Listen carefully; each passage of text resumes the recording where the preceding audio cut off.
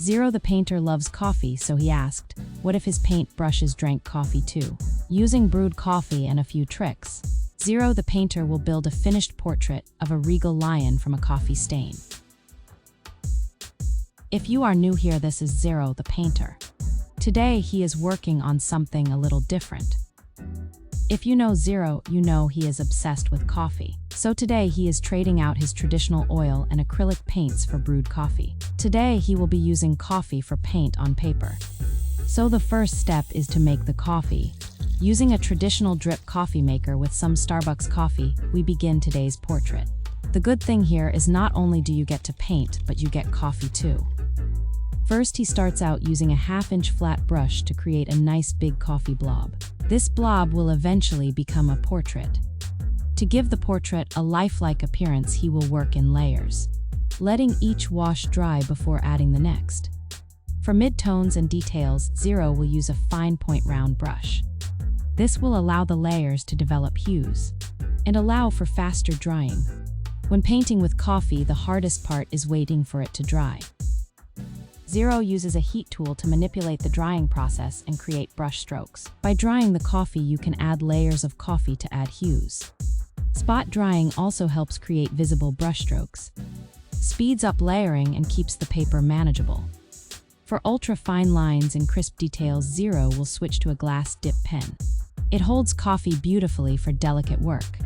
This helps make fine lines with the coffee. These glass dip pens are available on Amazon. Inexpensive, and they work with lots of inks. To get very dark values, Zero reduced brewed coffee by boiling it down, then loaded that concentrated mixture into a refillable brush pen. This works perfect for deep shadows and bold accents. Together, the two tools help make dark, fine lines. Paper will buckle when it gets wet, so Zero uses watercolor techniques to keep it flat, like work in controlled washes, then dry in stages. Just takes patience and a good heat tool. Switching between the pen brush and the traditional brush creates a range of hues, from very light to very dark. And as you can see, this allows for very dark shadows and accents. This also helps limit the amount of moisture on the page. In this way, you can create crisp, fine lines or blend. Working with coffee, the one flaw is that it cannot be lightened. So using a very small amount of acrylic white paint for reflections will help give a realistic appearance. One tiny dot for each eye. Then we move down for whiskers. First, Zero will lay down very fine lines in white. Then he uses an old technique to make them pop. Adding some coffee as a shadow brings the whiskers forward. Just one more way to get different values. They stand out from the face. Now for more layering. A little trick when painting with coffee. Tap the brush every time you dip. This decreases the amount of water, but the brush holds most of the coffee. This helps reduce the dampness and gives a darker brush stroke. Don't be afraid to splatter for texture. It adds life and unpredictability. Layer by layer, step by step, the portrait comes together.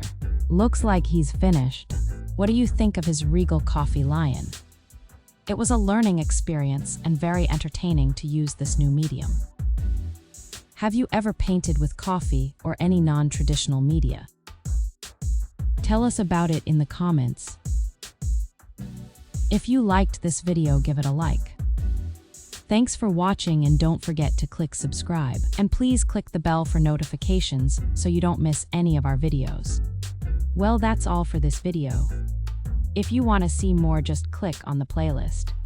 And happy painting!